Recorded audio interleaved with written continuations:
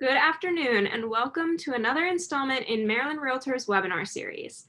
Today's webinar features Eric, a mental toughness and emotional intelligence expert, as he takes you through his mental toughness bootcamp. As you have questions for Eric, please place them in the Q&A box and we will attempt to answer your questions at the end of this presentation. Thank you again for your attendance. We will send links to the slide deck and this webinar in the next week. For now, it is my pleasure to introduce you to our Mental Toughness Bootcamp instructor, Eric Rittemeyer. Adrian, thank you. Quite the intro. You know, intros are a little different these days via Zoom, right? I miss the stage, guys. I'm sure everybody on here misses the in-person stuff. They've come up with a new phobia now. I don't know if you guys heard. It's called Zoom phobia.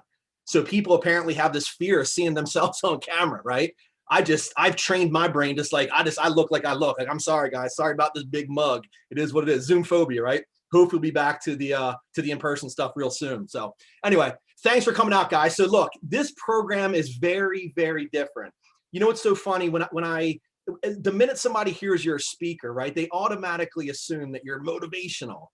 And it's funny because I do a lot of television, I do a lot of media, I speak a lot of companies, and it's always funny. The minute you're the speaker, they're automatically like, oh, you're the motivational guy. And it's like, no, I'm not really motivational. Like, I'm here to talk about mental toughness, emotional intelligence. I call it psychological performance training. And people are like, oh yeah, whatever, you're the motivational guy, right? Like bubble gums and high fives and unicorns and Skittles. That's not what this is about, guys. The cool thing about this not being CE, and I do have a CE approved class, actually, it's an hour and a half long, approved for Maryland credits, but this not being CE gives me the ability to kind of go off the cuff. Then I have to worry about following A, B, C, D, and E to kind of go outside the box a little bit. Because if you really want to summarize, if you want a definition of what mental toughness is in 2 words, it's emotional control. Okay, we get no training on this. We get absolutely 0 training. We go through school, we memorize, regurgitate. We get thrown out into the workforce. We're put in a situation where somebody says something we don't like, and what do?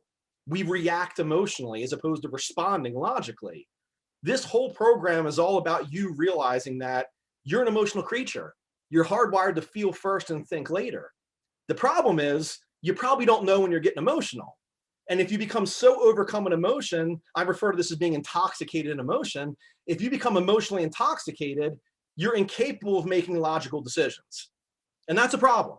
Okay, you guys as real estate agents, I've been in the mortgage business for what, 25 years, I think it is. I do reverse mortgages now. You guys as agents are put in situations every single day that is high pressure. You have buyers, you have sellers, you have title companies, you have appraisers, you have attorneys, you have family, you have termite people. You guys are like the nucleus of these situations, of these transactions. If something goes south, if you get intoxicated in emotion, you're going to lose a sale. Somebody's going to get upset. Somebody's going to get angry. And you've all been in these situations, right? Logic and emotion are inversely related. So as you become more emotional, you become less logical, and vice versa. My training is all about getting you to realize that when that emotion comes, when you start to feel that emotion, your brain needs to kick in to recognize that, to understand that what's going to follow that is going to be an emotion-based response. So you're probably going to say things and do things you're going to get upset about. Think about it. You've all been in these situations, right? You've all been in these situations where you're having a conversation, somebody doesn't like something, before you know it, the wheels fall off, right? And I use intoxication. I'm not talking about alcohol here, obviously, okay? No alcohol, guys. I'm not talking about alcohol. But I think everybody can relate to this when I say emotional intoxication. Think about it when you go out to eat, right? You're out at a bar with a friend, whatever. Everything's cool. You're having a decent conversation. You have one drink. You start getting a little bit loose, right? You're like, what's going on? How you doing? What's up? Have another drink. Before you know it, you're like, you know what? I never liked you anyway. And you're this and you're that. You get loose lips, right? What's that saying? What do they say? Sober thoughts are drunk words. It happens the same way with our emotions, guys. The issue is we get no training on this. Okay, I can't see everybody on here, but if I was to ask you all, how many of you have any type of formal emotional intelligence training, you'd probably very few of you would raise a hand. Okay, my whole training started back when I went in the Marine Corps. All right, so when I shipped out to Paris Island, I learned firsthand what mental toughness is all about. But it's funny because when you hear that, what you think is jumping jacks, high, running real fast and running far and not sleeping and not eating. That's part of mental toughness. But the biggest piece of it is emotional control. It's not trying to suppress the emotion. It's not trying to turn off the emotion. It's learning to control it. And unfortunately, we get no training and we don't know how to do this. Now, people will say, well, Eric, you're just a robot. What are you telling me? I got to turn it off and I can't use it. And I just, you're this Marine, so you don't feel anything. And that's not accurate at all. I'm very emotional. I cry at movies. I mean, I'm a highly emotional person. The only difference is I know when to turn it on and when to turn it off. And it just so happens in business, if you allow emotions to cloud your judgment, you're probably going to make bad decisions. Okay, so this whole program, all this mental toughness stuff is not about ABC, 1, 2, 3. This has nothing to do with how. It has to do with why. Mental toughness and emotional intelligence is all about why you do what you do. It's very, very specialized training, guys. The best way probably to explain this would be like in the Marine Corps, like going to the rifle range. Okay, I can take a 19-year-old kid from Boise, Idaho, give him an M16, put him 500 yards down range, and teach him the skills for honing in on this paper target and hitting center mass. I can teach pretty much anybody that. Okay, they're good kids. They're wonderful, nice, kind, loving human beings. I can teach anybody how to do that. It's a totally different type of training when I say, okay, here's the M16, you're 500 yards down range, but I'm replacing the paper target with a human. Okay, that's a totally different type of training. I'm not here to train you on how to shoot at live individuals, right? I'm not talking about that in battle. I'm not talking about that. But I'm just giving you the mindset here. I'm not talking about anything about pulling the trigger or whatever. I'm talking about the thought processes. Think about sports. Okay, I'm obsessed with field goal kickers. Just for whatever reason, NFL field goal kickers, I'm so obsessed with. Think about this. Okay, these field goal kickers go on the field during practice, 25 yards out. Wind blowing, no wind blowing, laces in, laces out, good snap, bad snap, doesn't matter. These field goal kickers make that kick every single time. They could be out there 100 times, make it every single time. Put that same kicker on the field, 1 second left on the clock, down by 2 points, 25 yards out. Why does he shank the field goal? He doesn't shank it because he doesn't know how to kick the ball. He shanks it because of the thought process. He shanked it because of what was going through his head before, during, and after that kick. That is mental toughness, guys. Mental toughness is performance under pressure. Do you crack when you're under pressure? You've heard that old phrase, pressure is what turns coal into diamonds. Mental toughness is about taking control of the emotions and using them in a way that benefits you, using them in a way that helps you, not that hurts you. Okay, I trained thousands and thousands of salespeople over the years on mental toughness, on emotional intelligence. It is mind-boggling to me how many people I work with that have zero idea of how emotions work. They don't have a clue. And they'll ask me, they'll be like, well, Eric, how do I get better at this? Or, you're training these, I call these world-class thinkers. We're going to talk about world-class thinkers here today. You train these world-class thinkers, these world-class performers. What is it about these world-class performers that make them so great? Like, what do they do? How are they so good at what they do? And people don't like to hear this, right? So I'll tell them, I'll be like, look, it's a very simple distinction between the very top salespeople I deal with and everybody else. You're not going to like what I say, but there's a very distinct distinction, and it's not a really big issue. It's really not a big problem. Do you want to know what it is? It's how they think. They think differently. Okay, that's what they do. Middle-class thinkers, and when I use these terms like middle class, upper class, world class, this is not about a socioeconomic status. I'm not talking about money. Okay, it's just a mindset. But when I say middle class, upper class, world class, normally people can relate to that, say, okay, that makes sense. He's talking about middle class thinking, upper class thinking, world class thinking. The key is, how do you become a world class thinker? How do you become a world class performer? And the issue, and what I found is, the thing that separates the upper 5%, let's call it, from everybody else is a thought process. It's how they think. They think differently. Where middle-class thinkers constantly doubt themselves, where they process information emotionally, world-class thinkers process information logically. And there's a balance between the two, guys. I'm not saying one's good or one's bad or one's right and one's wrong. There's a time to think each way. If you're at work, the vast majority of the time, you probably should be thinking logically, okay? When you come home and you're dealing with your spouse, if you deal with your spouse logically, you're going to have a hard time. You're going to have a hard time, right? There's nothing logical with your spouse, right? I don't care if you're a guy or a girl, it doesn't matter. There's nothing logical about that. So there's a time to use the emotion. The key is never intertwining the two, never mixing the two together, knowing when you're in which state of mind, knowing when to use which one, and most importantly, knowing how to use that emotion to your benefit. Fear is the biggest one. Fear is an emotion. It's a very powerful emotion. you know this is fight or flight. Okay, so you hear these situations where people, they're driving down the road and the car falls over and there's a kid trapped in the car, and you hear the superhuman strength about people who lift up the car, pull the kid out of the car. This actually just happened on, I don't know if you guys heard about it, on the Route 90 bridge going to Ocean City. That car, there's an accident, and the child was ejected from the vehicle. Somebody, like some just random good Samaritan, totally jumped in the water and like saved this child. Okay, that's fight or flight. Fear is an emotion. Okay, you can use fear to your benefit or you can use it to your detriment. I told you I love field goal kickers. The other type of athletes I love are the MMA people. Okay, these are crazy. I can't watch an MMA fight. It makes me feel like sick to my stomach to watch these people club on each other. I just don't like it. I don't like to watch it. But their mindset is insane. There was this one fighter, it was years ago. He was from another country. He goes into this fight. He's like the massive underdog. Ends up, he wins. He knocks out this guy like first round, whatever. So they're interviewing this guy afterwards. And they're like, oh my goodness, amazing fight. You were the underdog, but I thought you were gonna get your butt kicked. Like, how'd you do this? Like, what were you thinking about before and during this fight? What was running through your mind? And this guy says, I was thinking about milk. And the announcer guy, the interview guy's like, you were thinking about milk. Like, help me out. Like, you're thirsty? Like, you like chocolate milk? Like, what do you got? You think about milk? He's like, yeah, I was thinking about feeding my family. I was in that ring fighting so I could provide for my family, to feed my family. Okay, who in their right mind would want to be in a ring fighting with somebody who has milk on their mind, feeding their kids? Do you think there's any way anybody's going to last 30 seconds with this guy? Okay, that's using fear to your benefit. You can also use fear and hurt you. A lot of the people I work with live in fear. It's fear rejection. Where does that stem from? It stems from approval addiction. The very vast majority of people I train suffer from approval addiction. I hate to say this to you guys on here. You probably suffer from approval addiction too. It is debilitating, guys. We live in this society where we are so worried what everyone thinks about us. And why do we do that?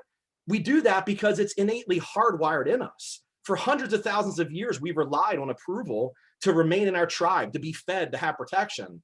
It's hardwired in us. We rely on this. And the problem is, as kids, we rely on approval from our parents, from our teachers. We go all the way through. Everybody's approving of us. Even in this society right now where everybody gets a trophy and you're smart, even though you got an F, even though you're the bottom of the class, you're smart and you're good looking. And we're going to give you a trophy for being in last place, right? So the issue is we have a society of people who go through life always getting approved of. And then the minute they don't get approved of, they have no coping mechanisms whatsoever. They have no idea how to respond to that. That is the number one issue I deal with salespeople. It is approval addiction. And it just so happens the approval addiction is really the core of the problem. Okay, you talk about cause and effect. Approval addiction is the cause. The effect is the fear of rejection. People are afraid of being rejected. I don't get that.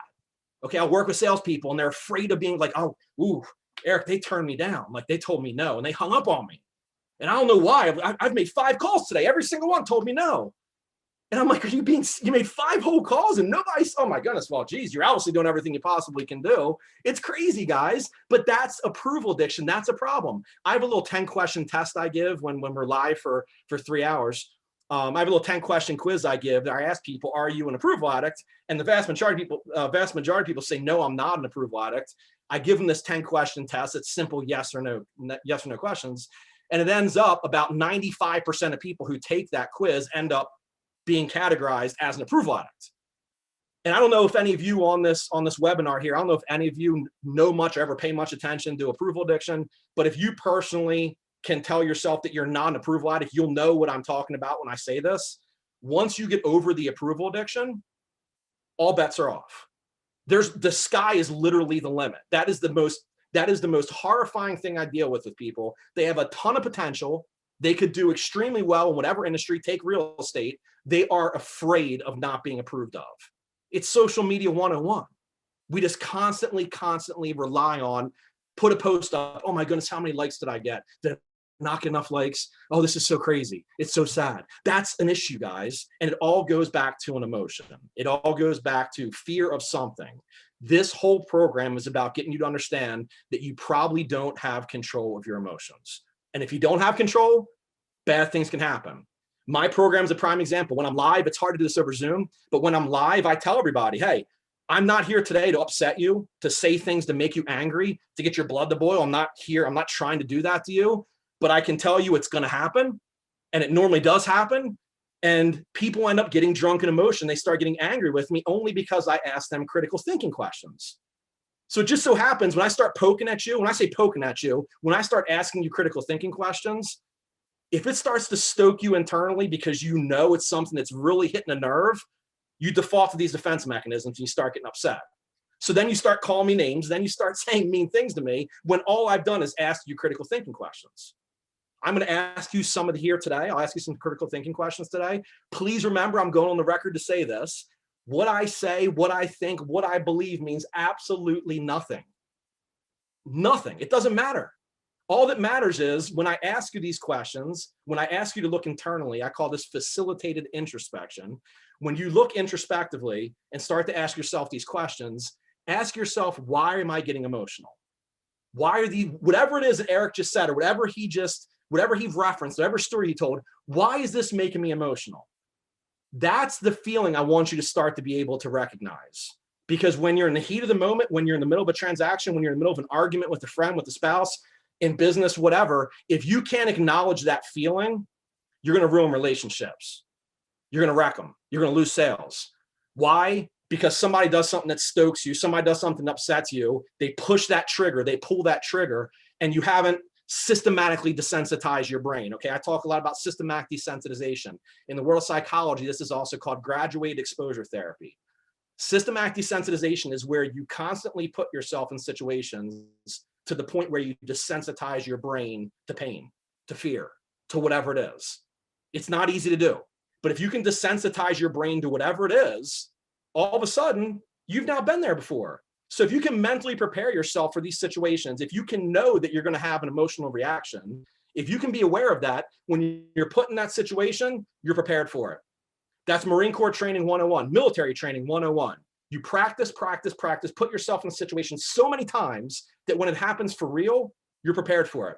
You've already been there. You've already done that. You've already experienced it. So you're not going to have that reaction. Remember, reaction is emotion. Responding is logic. Inversely related, as one goes up, the other goes down. But again, when somebody stokes at you, you start to get upset. I'm going to get to one of my slides here. We're already 20 minutes in. I think Adrian said we had until 6 o'clock, so we're right on schedule here. Okay, we talked about mental toughness. We talked about working definition of mental toughness, which is basically just taking control of your thoughts, actions, and behaviors under pressure. It's what it's all about. Okay, I want to go through. I thought I have a picture in my head in here, and I didn't. Okay, the picture I sent out to you guys, or the slides I sent out to you, should have been a picture of a big, ginormous head with a whole bunch of dots in it. I thought I had this in here. I apologize for that. There's a picture in there with a big, ginormous head with a whole bunch of dots in it. These dots that are inside of that head represent belief systems you have. Okay, so each dot inside your head represents how you feel about things in your life. It might be relationships, it might be politics, it might be love, it might be religion, whatever it is. Each dot inside of that head represents a feeling that you have. Okay, those dots have been placed inside of your head for a long time. It could have literally been 10 years ago, 15 years, 20 years ago. These are dots that are sitting in back of brain that you don't even know why they're there. You have no idea where these beliefs come from. You've never peeled out the emotion. You've never actually analyzed them. You don't know where they come from, but they're there. They're there. So someone like me comes along and I start taking these dots and I start jumbling them up. Right? So I start taking this dot, moving this dot over here. Take this dot, move this dot over there. I start jumbling up those dots. I start questioning your beliefs. Do you know what happens when I start? Do you know what happens when I start questioning those beliefs? People go bananas. They go straight cray. I do programs live, and I literally have this. I have a big picture of the head. I draw dots on there. It's a big, ginormous, stupid-looking Squidward head. And when I'm taking those dots and I'm just jumping them up, whatever, I've literally had people stand up yelling at me, "Get off my dots. Nobody touches my dots. They're mine. Who do you think you are touching my dots?" They go off. Okay, it's a bunch of dots, guys. It's dots. What's the big deal? Well, the big deal is they're beliefs they have that have never been questioned.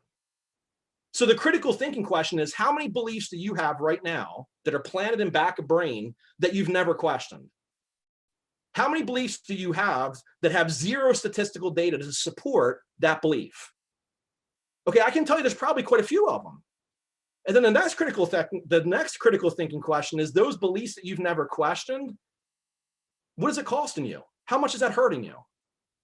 Those beliefs that are just tied to warm, fuzzy feelings that you probably got from 20 years ago when you were a kid and your Aunt Susan was drunk at a Christmas party, drinking Budweisers and smoking cigarettes, right? That belief system she planted back a brain, what's that costing you? And the way to know that that belief is probably not helping you is if you start to look internally and then you try to shy away from it. If you try to create all these different little excuses or, defense mechanisms of the minute you start to feel that, it's probably because it's not helping you. It's probably not. And there are lots of them. And the thing is, we don't know how they get planted back there. I'll give you a prime example of this. Okay, I get out of the Marine Corps. I want to start a business, right? I'm like, all right, I don't know what I want to do, but I'm 22 years old. I want to start a business. So I know nothing about it. I should probably go to college. I'll go to college and take a class, learn how to start a business, right? So I go and take a business 101 class. Walk in on day one, because believe it or not, back like 100 years ago when I was 22 years old, we actually had classes live in person. We were in front of people. I know it's crazy. It was a long time ago. I walked uphill both ways in the snow with no shoes. But I walk into this class, right?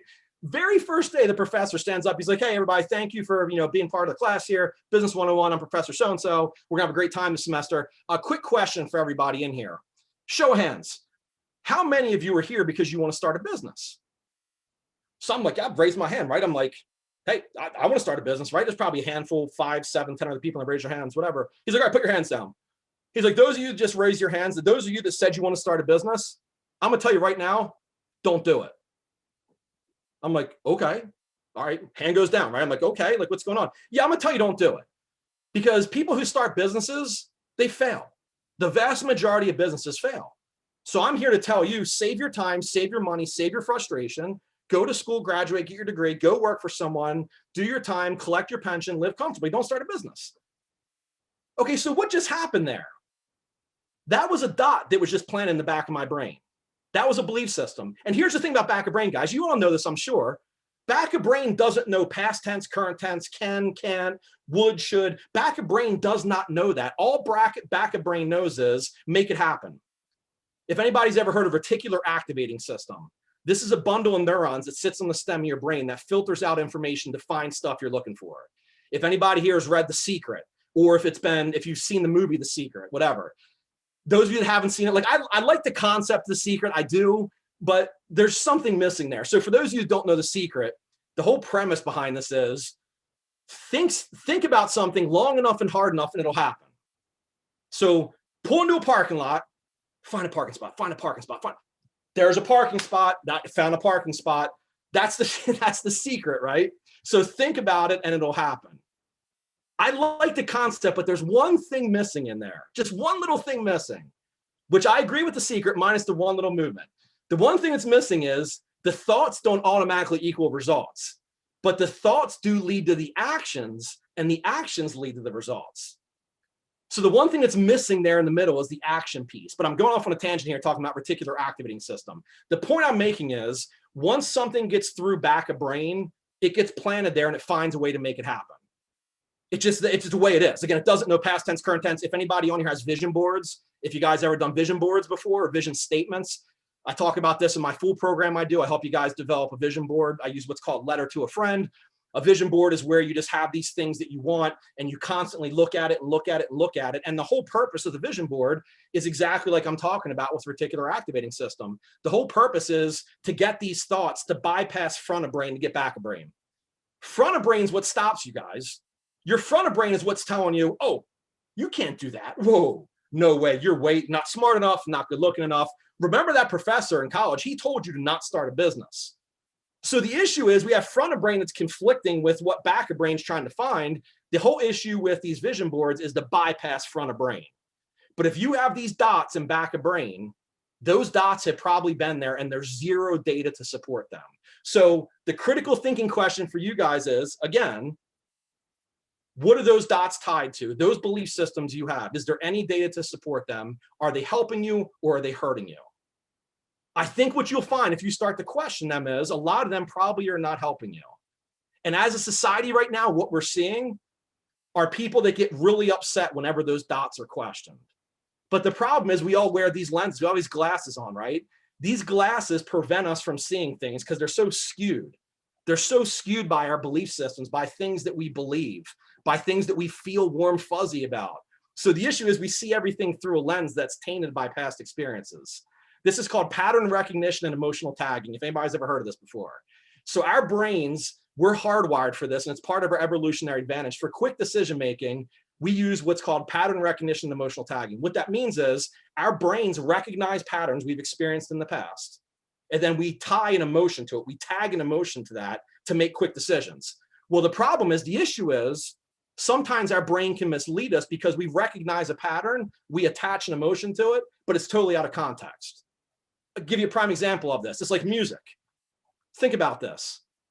I can literally go back. You could hear a song on the radio right now from when you were a kid. It will take you back 30 years ago. You will remember the weather, who you were with, what you were wearing, how you felt, your haircut at the time. That is pattern recognition and emotional tagging. The issue is it can hurt us as well because we make quick decisions based on bad information.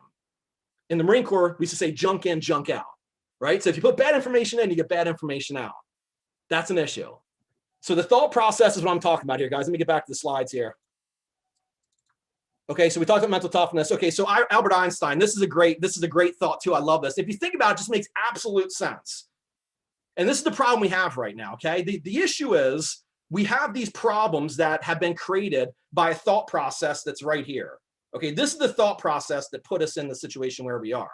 And then what we're trying to do is we're trying to use the same exact level of consciousness to solve the problem. So it's like, oh, I have an idea. I'm going to create a problem with this mindset, and then I'm going to try to solve the problem with the same exact mindset. It's like Groundhog Day, right? If you guys have seen Groundhog Day, it's like that's the definition of insanity: doing the same thing over and over again, expecting a different result. It's pure insanity. And I love that picture of Einstein. By the way, when we were going through all the election stuff here, I loved when I would use this one because I said to Albert Einstein, I said, does he look like anybody who was running for office? Obviously, you guys can't answer me.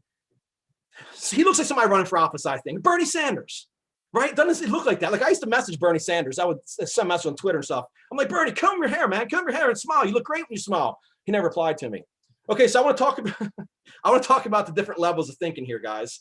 Okay, so when I train salespeople, I try to get them to understand that we are constantly 24 hours a day, 7 days a week thinking in one of these levels. We're either thinking negatively, positively, or critically. Okay, one of these three categories. I'm gonna get back out of the screen again too, because I like for you guys to be able to see my mug. We're thinking negatively, positively, or we're thinking critically. 24 hours a day, 7 days a week. Remember, we're hardwired, we're emotional creatures. We have no issue, we have no control over this. Everything's about an emotion. Okay, so I'll ask people and I'll say, okay, which one of these levels of thinking do you think you should spend the most time in? And I'll ask that question, right? And everybody raise their hand. Oh, this one or that one or this one or positive or negative or critical or whatever. And I'll say, okay, let me ask you another question. Which one of these levels of thinking should you never spend any time in? Which one of these would you say provides zero benefit to you? Any of these? And of course, it's not rocket science. People will normally say, well, negative thinking. Yeah, there's no benefit to negative thinking. And that's actually not accurate. That's not correct at all. There are benefits to thinking negatively. There are benefits to thinking positively. The issue is when you use whichever one you use. I'll give an example of negative thinking. September 11th, okay, the terror attacks. The people that flew those airplanes were smart. These were not dumb people. These are college-educated people. These are smart people, okay? They thought it was a good idea to fly planes and kill innocent people. If at any time during that process, during that time leading up to and during that whole horrible situation, if at any time any of them had thought negatively and said, you know what, this is crazy. This is banana, like this is, I'm not doing what, for what reason? I'm not doing this, is crazy. If for any reason at any time anybody thought negatively, that changes a whole bunch of stuff, right? That's a benefit to thinking negatively. Well, people say, well, Eric, okay, well, there's no downside to thinking, what's wrong with thinking positively? And there's downside to thinking positively. I live in Baltimore. I love Baltimore. I love going out sometimes. I can tell you right now, if I walk down the wrong street, the wrong time of night into the wrong bar and walk up and ask him for a fruity drink with an umbrella in it and turn some Justin Bieber on the jukebox, I can tell you what, I'm getting my butt kicked. It doesn't matter. I'm getting my butt kicked. Number one, if I ask for a jukebox and get my butt kicked anyway, never mind asking for Justin Bieber, just the fact that I asked for a jukebox, I'm gonna get my butt kicked. Okay, so thinking positively in that case doesn't help me. It doesn't help you to be overly optimistic. It doesn't help you to be arrogant. Okay, that's a downside to thinking positively. So then we get to critical thinking. Critical thinking is decision-making based on greater criteria, devoid of emotion. Decision-making based on greater criteria, devoid of emotion. I'll give an example of critical thinking. And this is one of these situations. I'm just giving you a story. I'm giving you a scenario. My belief means nothing. This has nothing to do with any beliefs. I'm just trying to give you an example of how you use critical thinking and the power of it. Okay, let's talk about religion. 4,500 different religions I think there are right now in the world, approximately 4,500. For purposes of what I'm going to talk about here, let's just assume that religion is based on somebody lived a very long time ago. They died, were buried, and came back to life. Okay, let's assume that's the premise. Somebody lived a long time ago, they died, were buried, and came back to life. So the critical thinking question about that is, how many of you personally know somebody who died, was buried, and came back to life? My guess is none of you know. This is where your blood started, right? It's now your blood pressure is going up, right? Because what you're thinking right now is, well, Eric's saying there's no such thing as religion. That's not what I'm saying at all, guys. I've already forewarned you of this. Not what I'm saying. I'm giving you the power of critical thinking. There are times where emotions should drive your decisions. There are times where faith is good. There are times where you should believe in something you cannot see. 100% agree with that. I'm not doubting that. But what I'm saying is, if you use that same concept for things in your life, like business and other things like that, it's not helping you. It's hurting you. The biggest issue with both negative and positive thinking, the biggest issue with those two tiers, they're emotion-based. So whether you're thinking negatively or positively is all tied to how you feel. Your feeling is tied to an emotion. So if you wake up in the morning, you feel good, I'm positive, woohoo, everything's wonderful. If you wake up in the morning, you didn't get a good night's sleep, you're thinking negatively. This is how it goes with goals too, guys, like goals, like New Year's resolutions, weight loss goals. People set all these goals and then they rely on motivation to get to these goals. So if they wake up in the morning and they feel good, they follow the diet. If they don't feel good, they don't follow the diet. That's fail. It's never going to work. That's why like 95% of all New Year's resolutions fail before the end of January. Why? Because they're relying on motivation as opposed to creating a why, creating a vision, a strong emotion-based vision we'll talk about in a minute. So negative thinking and positive thinking are both tied to emotions. Critical thinking is decision-making based on greater criteria devoid of emotion. How many belief systems right now, how many dots do you have in your head that you have analyzed critically? Totally objectively. Nothing to do with any feelings, nothing to do with any beliefs you have from 30 years ago. How many of those dots have you analyzed strictly from a logical standpoint? Probably not a lot. And then as soon as you do, you're going to start to say, oh, this doesn't feel good, or I don't like this. And what happens? We default back to our comfort zones. That is middle-class performers. That is middle-class thinkers. It is performing back. Their mantra, the middle-class thinkers' mantra, I just want to be comfortable. That is a middle-class thinker's mantra. I just want to be comfortable. Compared to upper class, there's a lot of ego in an upper class thinker. I call these the chihuahuas. The upper class thinkers are all about the ego. I am the best. I'm awesome. I have the biggest house, the nicest car. My kids are the best looking. They go to the nicest schools. Oh, and I'm actually the richest of everybody too, right? Okay, that's upper class. That's I am best. Where I'm talking about is the world class level thinking.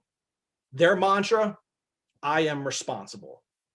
That is the level of mindset, guys. They operate from what I call love and abundance. World-class thinkers operate from, come up here with me. Everything's wonderful. It's nice up here, guys. Come up. I'll show you how. I'll give you a hand up. These are your Mark Zuckerbergs. These are your Warren Buffetts, Steve Jobs. These are people that are different, just totally different mindsets. There's actually a thing now they're talking about the Billionaires Pledge. I don't know if you guys have heard of the Billionaires Pledge. So there's a whole bunch of billionaires right now that are basically signing these pledges that over their lifetime, they're going to give away 99% of their wealth. So when they die, there's going to be like 1% of their wealth left, which is still an extreme amount of money, right? But still, they're going to away 99% of it. That's a billionaire's pledge. That is next level thought process, guys. Think about that. Okay, and as you think about this, I am responsible mantra, as you think about love and abundance, think about the people that you work with, think about the people in your life, think about everyone you come in contact with. What is their level of consciousness? What is their level of thought? Are they world-class thinkers? Are they middle-class thinkers? Upper-class thinkers, a big problem with them is, and again, these are successful people. These are, you probably work with a lot of these people in your company, but they're ego-driven. So they operate out of fear and scarcity. There's only enough to go. Can't tell you what I'm doing. I know I'm extremely successful. Can't tell you what I'm doing.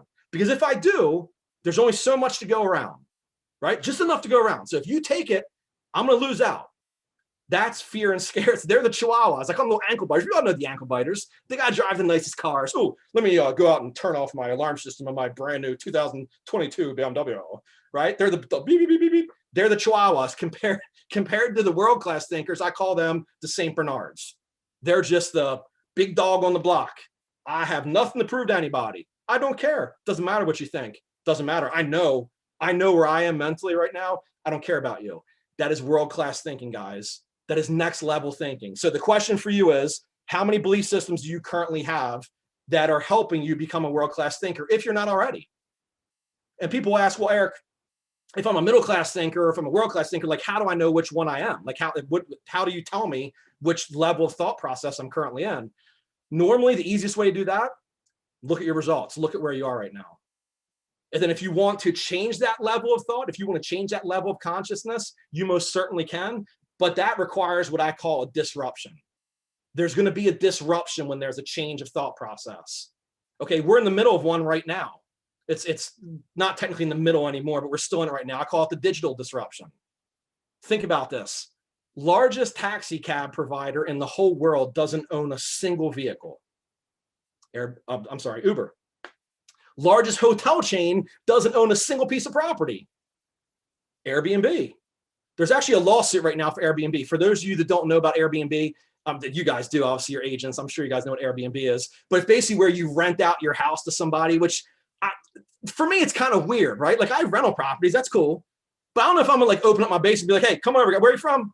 Spokane, Washington. Yeah, I'm over here in Maryland. Come on over. What do you like scrapple? You like bacon? Like it's kind of weird to me. But Airbnb is where basically people come and rent a room from you or do whatever. So there's a big lawsuit right now. Somebody rented a house from an owner, an Airbnb place. Long story short, the people who rented the house made some like adult film, and the owner found out. Now they're suing for like millions and millions of dollars. So anyway, digital disruption, guys. So where is your thought process right now? Where's your level of consciousness? Are you a middle-class thinker, upper-class thinker, world-class thinker? Again, this has nothing to do with socioeconomic status. You could literally not have $10 in the bank and still be a world-class thinker. Or you could have $10 million in the bank and be a poverty class level thinker. Okay, it has nothing to do with that money, it has nothing to do with dollar amounts. It has everything to do with the thought process. But the key is to look at your current thoughts right now and to analyze them and say, okay, how am I viewing these thoughts? And then try to fast forward yourself and look and say, okay, are these thoughts helping me or hurting me? Is this level of consciousness helping me or hurting me? Okay, this might blow your mind, but to put this in perspective for you, I can't see the demographics of everybody on this webinar right now. But believe it or not, back in 1965, it was illegal for a woman to take birth control. 1965, a woman cannot take birth control. In 1964, I couldn't share the water fountain with some people based on the color of their skin. 1964, guys, I'm not talking about 800 years ago. It wasn't that long ago. So the critical thinking question there, what was the thought process at that time? Where was the level of consciousness that people thought that was okay? Did they think it was okay? Did they know it was wrong? Where was the level of consciousness? So the question for you, the issue for you is, where's your current level of thought process? Are you world-class? Are you middle class? Where are your results? Where do you want to be? All right, I'm gonna get back to the screen here. I want to talk about the mental toughness formula. Then we got one other thing I want to talk about. All right, guys, this formula works for everything. I know it looks like some kind of like geometric, some kind of equation, whatever. I'm self-proclaimed not smart person, okay? I went to the 14th grade. I'm a former Marine. Not a smart person. This formula, I can tell you right now, works for everything. Everything in life.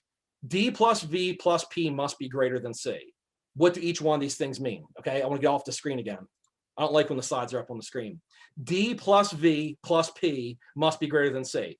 Okay, each letter stands for something different here. If any one of these letters are missing, whatever it is that you're trying to, a goal, whatever it is you're shooting towards, a resolution, it's not going to work. Okay, the D stands for dissatisfaction. That's something you're currently unhappy with. That's a pain you currently have in your life. Okay, something that it gets your goose. It could be personal, it could be weight, it could be business, something you're very, very unhappy with currently. That's the D part of the equation.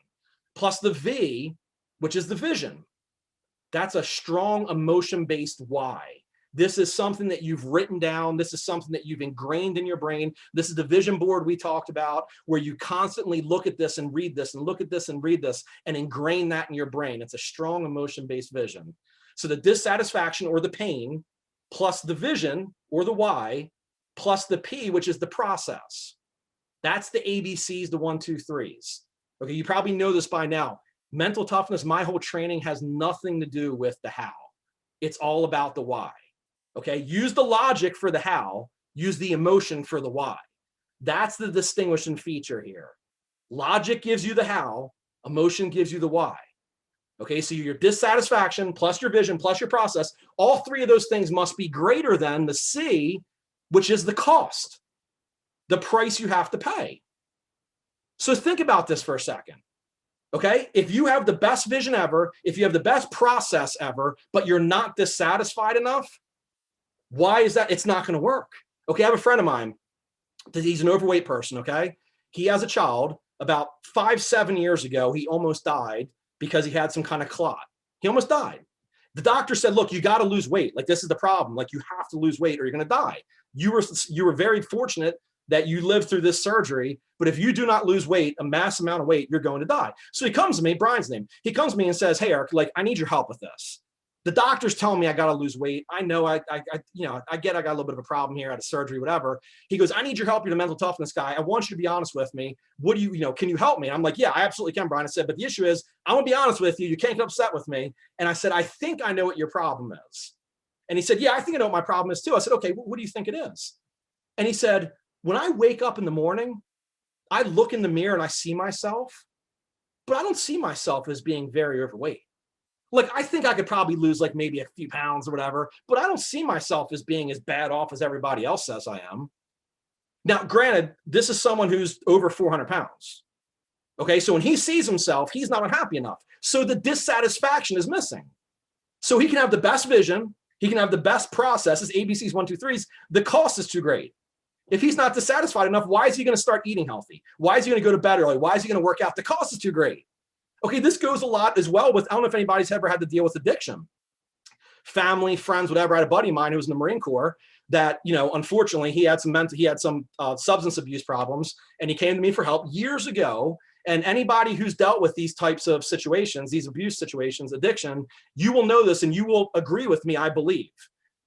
Unless that person has hit rock bottom, unless that person says, I'm done, I'm finished, I need help right now, unless they've experienced that, it's not going to work.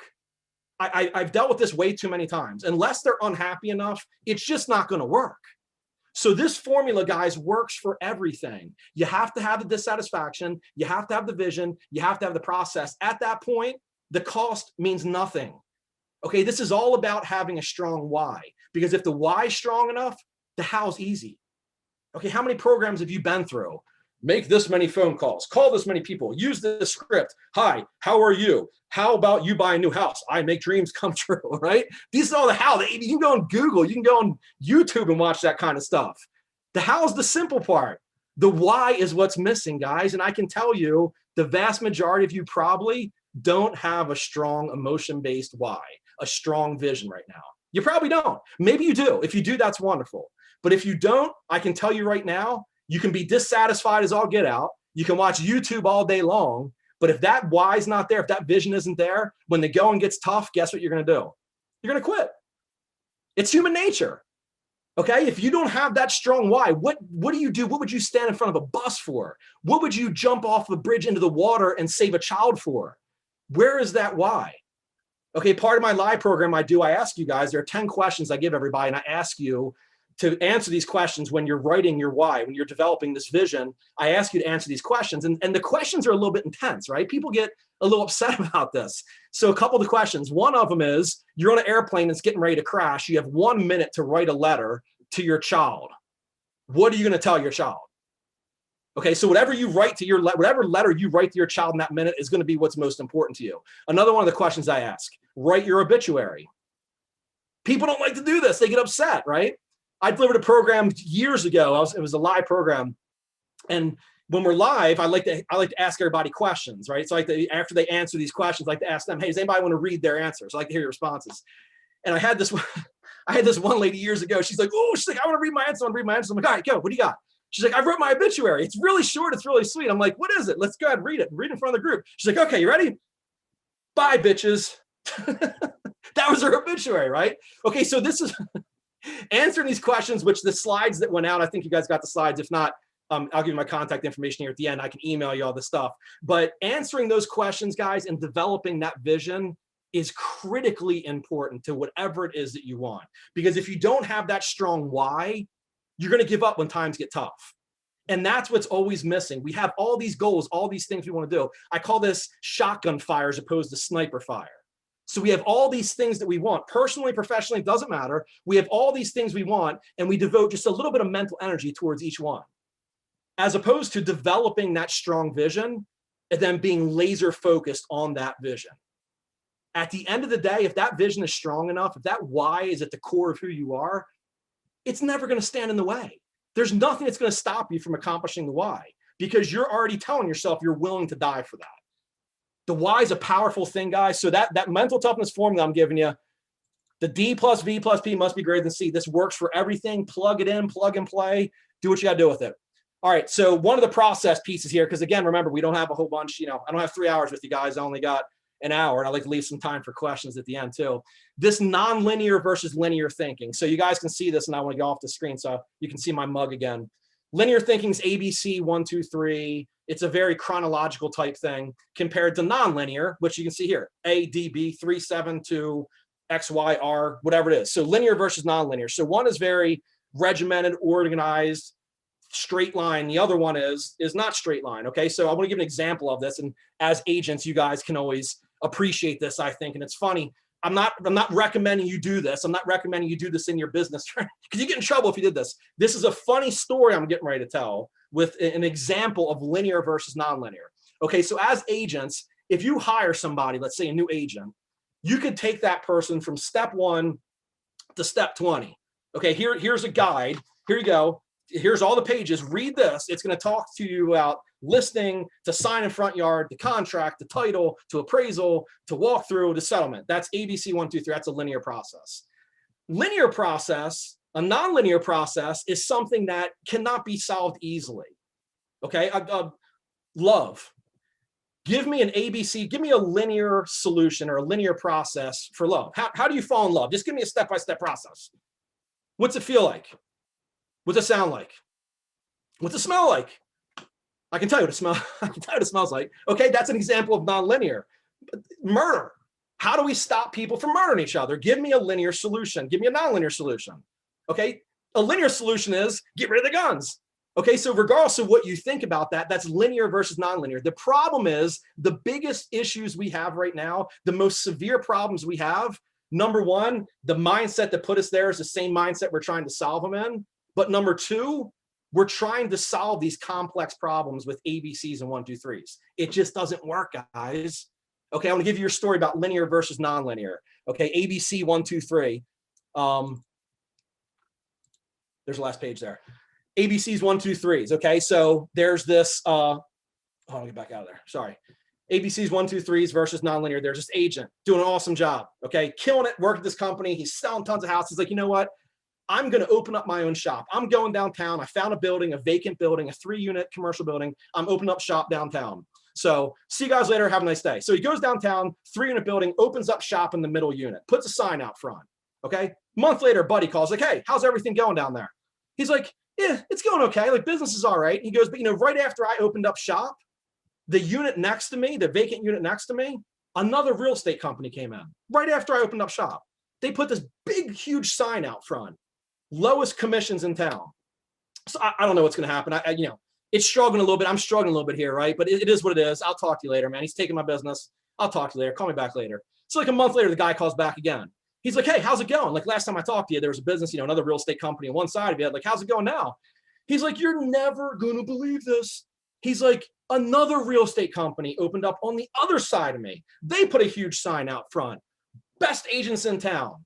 So now I got one real estate company, lowest commissions. I got another company on the other side with a big sign, best agents. I don't know. I can't imagine I'm going to survive. I'll talk to you later. I'm probably looking for a job. Talk to you later. Guy calls back a couple months later. He's like, hey, how's it going now? Last time I talked to you, you're like, going out of business. He's like, you're never going to believe this. Business is booming. I got to hire more people. I need more staff. He's like, this is going insane here. It's doing awesome. I can't believe it, but it's doing great. So the guy says, well, I don't understand. Like, how'd that happen? Like, last time I talked to you, a real estate company puts this huge sign out front on one side. Real estate company puts a huge sign on the other side. What changed? Like, what did you do? He said, well, I put my own sign out front. He said, what did it say? He said, enter here. That's nonlinear. That's nonlinear, guys. And you would lose your license because of it, right? That's nonlinear thinking. Okay, linear thinking would be, oh, you have a big sign, you have a big sign. I'm gonna put my own big sign. I'm gonna put neon lights on it. Nonlinear thinking is enter here. How many issues, how many problems right now are we looking at and are we trying to correct with ABCs and 1, 2, 3s? This is not rocket science, guys. The bigger the problem you can solve, the more money you can make, if money's an option. I mean, if money's even a main thing for you, it might not be for you. The bigger the problem is, find the solution, mission accomplished. The problem is we're taking complex problems and trying to use this prehistoric, step-by-step, linear thought process. Does not work. I'm sorry, guys. All right, we got 9 minutes left. I went a little bit over where I wanted to go. Adrian, are you in there? I'm gonna put my contact information up here on the screen. Do we have any questions or anything in there, Adrian? No questions as of right now, but if anyone has any questions, go ahead and submit them in that Q&A box for us to review. And guys, as you're doing that too, I do want to just make some notes here about what you see up here on the screen. My website's there. I offer a whole bunch of programs online. They're PDF programs. I put a code in there for you guys, everybody on this webinar today. The code's Realtor, so it'll get you 50% off all the programs online. There's a link on my website that says courses for that. You can email me. My email address is there. You can purchase my book, The Emotional Marine. Yes, Marines can read and write. I wrote it in crayon. You can buy it from emotionalmarine.com. And then also, I do offer an 1.5-hour program. It's CE approved to the state of Maryland. So if anybody on here would like to offer something in your company via Zoom or whatever, email me. I could set something up. I could arrange something up to where we could issue CE credits an 1.5 hour long. But you have all my contact information there. I'd obviously love to hear from you guys, comments, anything, any questions, any issues you have if you want to talk offline. That's great. I saw a couple lights light up here. Adrian, anything pop up? Yes, so we have 2 questions, one in the chat, one in the Q&A box. The hands that are raised, please type your question in the Q&A box. We have 1 question in the group. Where are you going to be next? And what's your next in-person opportunity? Oh, it's actually funny. You know what's funny you say that? I haven't been doing anything. Well, I've been doing some of the CE stuff live. I've actually been at GBBR a couple of times, but I might have actually delivered my my reverse mortgage program there. I forget. I'm not sure exactly where. If you guys go, I'm also over social media too. If you go on like Facebook and all that, find me, Eric Rittemeyer. I normally post everything on there. Or if you email me, I can get you the list of where I am. I know I am traveling in person. I'm going to Ohio in I think 3 weeks. I don't think anybody here wants to go to Ohio, but that's one of my first live ones I'm doing for a bit. It's actually like 700 people. It's a big company I'm talking with. So hopefully there'll be more live ones coming up. Okay, and then the next question is, will you please consider running for office in Baltimore City? That must be somebody I know. Who's on here trolling me? We're talking about mental People are crazy. What's the next question, Adrian? Next question is, what would be a quick way to recognize and change your brain pattern to more logical thinking? Oh, okay. So I will leave you guys with the quote that I forgot. And it's kind of sort of, because that's a complex question. I do want to give you one quote that I use quite often that I love to use. And this shows you the power of the mind. Not sure where it came from. I use this all the time. What the mind attends to, it considers. What the mind does not attend to, it dismisses. What the mind attends to continually, it believes. And what the mind believes, it eventually does. Love that quote. I want to give that to you guys. In reference to the thought processes and changing all that, it all starts with getting control of your emotion. It's self-awareness, right? This is emotional intelligence 101. Self-awareness, self-regulation, motivation, empathy, and social skill. Self-awareness is where you're able to analyze your thoughts, your behaviors, and to view them logically, to view them critically, facilitate introspection, get control of the emotions first off, so you're able to analyze your thoughts and then determine whether or not you need to make a change. It all starts with self-awareness. I know that's a short answer to a long question. Sorry. No worries. The next question we have is, how do you try to get those dots in the back of your mind of which you are aware of but need to change? You have to, the facilitate introspection piece, you have to be willing to sit down and truly question those belief systems without any type of subjective emotional thinking. Again, not easy to do. But when I train people, a big part of this is getting them to be realistic and say, okay, this is the belief I have. I'm going to peel back everything I think. I'm going to peel back everything I've been told. I'm going to look strictly at facts. That is not easy to do. Our brain tells us we should not view data. This is called emotional reasoning. Okay, pretty much everything we do, we make decisions based on an emotion. Pretty much 100% of the time, we make decisions based on emotion. Then we go out looking for logic to support that decision.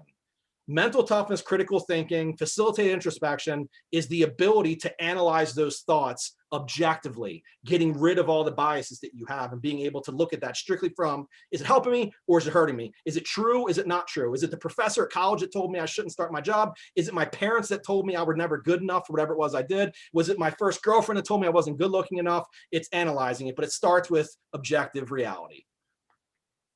Awesome. Thank you so much. We do have 2 hands raised, but again, the people with their hands raised, we can't give you permission to speak. So if you could please just submit your question in the Q&A box, we can review it there. If there's anybody else, if you offline have questions or anything, you can email. Again, my email's right there. I take emails all the time. I put my cell phone number in the chat box early on when we first opened up the webinar here. So you're more than welcome to text me. Just don't message me after midnight. Okay, don't do that. I gotta sleep sometime. But you can text me anytime. Email's great too if you wanted to talk offline, or schedule something for the CE class for your company as well. It'd be awesome. Well, we don't have, we just got another question. The approval addiction being debilitating really resonated with me. Is there a single thing I can do to begin the journey to recovering? Yeah, again, it goes back to objective reality, and it goes back to the core of what are you truly fearful of. We use a process called systematic desensitization. I talked about this a little bit earlier on. Systematic desensitization is taking these things that you're lacking, you're taking these things that you are tied to, that you are so worried about being addicted to, the approval addiction piece, and then desensitizing it. So for a lot of people, public speaking is a big one. A lot of the people I talk with and I train, they're like, hey, the public speak, like I can't get in front of a group. So how do I fix that? That's a fear. That's an approval addiction fear. That's an effective approval addiction. So what we do is we systematically desensitize to where we start putting that person in front of a couple people they might know, like family members. Then ultimately we end up just getting to the point where they're no longer fearful of it. Systematic desensitization really works with everything. It's constantly putting yourself in the situation so many times that your brain just becomes, hey, I don't care about this anymore. I'm not afraid of snakes well, that doesn't really count. There's no way to get rid of fear of snakes. I haven't found a way. I hate snakes. But you desensitize your brain. But it starts with the self-awareness part, recognizing the addiction, and then desensitizing yourself to the point where it's no longer a fear. Awesome. Thank you so much. We have a question of what happened to the guy that needed to lose weight, and how did he start seeing what he really looks like? Well, unfortunately, he hasn't lost. He's lost weight, but not enough. And I like to think I partially played role in this as well. And a big thing for him was he knew the issue. He knew that he didn't see himself as being overweight when he really was. Again, another defense mechanism. So someone like that who is very obviously, overweight, I'm not saying it's in a negative way, but someone who's very obviously overweight, the inability to see that normally does boil down to defense mechanisms. Their brain is not allowing them to acknowledge that, because once they acknowledge it, they know they have to address it. So it's easier not to acknowledge it. It's easy to turn that off and just say excuses. Everything's an excuse. I call this truth versus fact. This gets way deeper. A truth is a perception, a fact is a fact. It's truth versus fact. So anyway, he has lost weight, but not as much as he should have lost, unfortunately. Okay, and then we have 2 more questions of what is your best advice for someone who fears rejection and fears no for an answer? Constantly put yourself in the situation until you're no longer fearful of it. And do not process it emotionally, process it logically. Being told no should not be processed as someone dislikes you, or someone's upset with you, or you're not good enough, or you're not smart enough. That's the issue with the majority of people. When they're told no, they process that emotionally and they take a hit. They're fearful the next person they go to, they're now worried, because when they're told no, they think that it's something that's wrong with them. The very vast majority of the time, it's not. The most successful people I train, they tell me they get paid what they get paid because they're not afraid of being told no.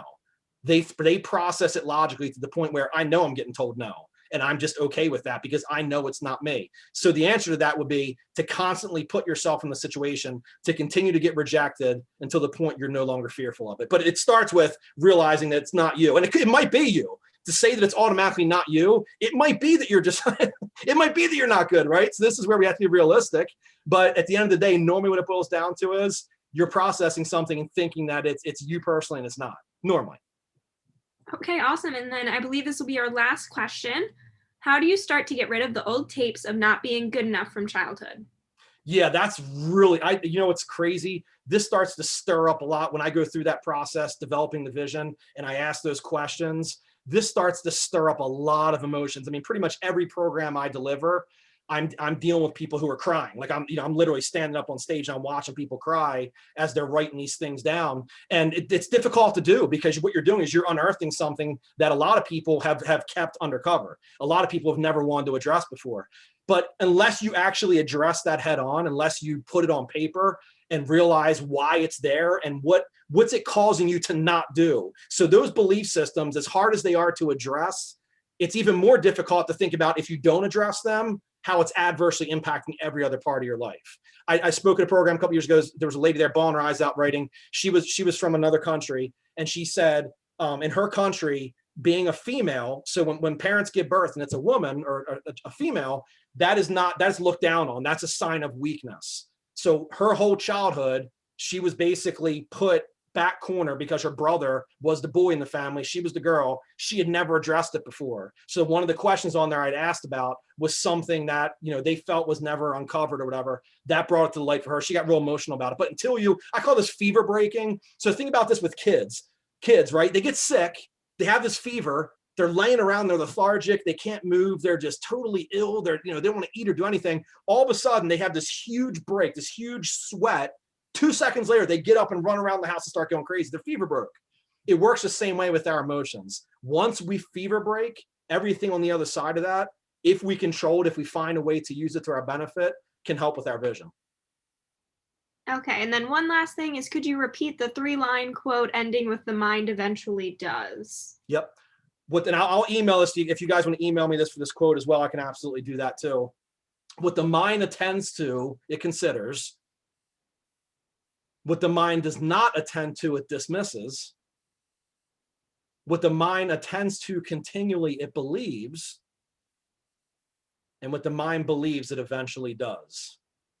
And again, I can email that to you guys. Anybody that wants that, you can just send me an email and I'll shoot it right back over to you. Awesome. Thank you so very much. And thank you all for attending today's webinar. Our next webinar is scheduled for May 20th.